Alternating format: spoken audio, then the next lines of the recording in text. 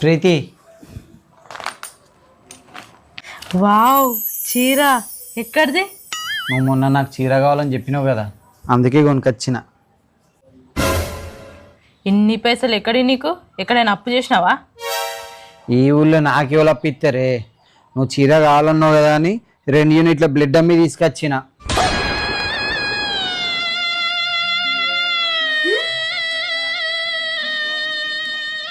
మొన్న నేను మీకు నెక్లెస్ కూడా అడిగిన, ఒక కిడ్నీ అమ్మి తెస్తే అయిపోవు కదా?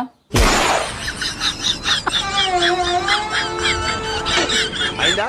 బాగైందా? ప్రతిదానికి ఓవర్ ఎక్స్ప్రెషన్. ఇప్పుడు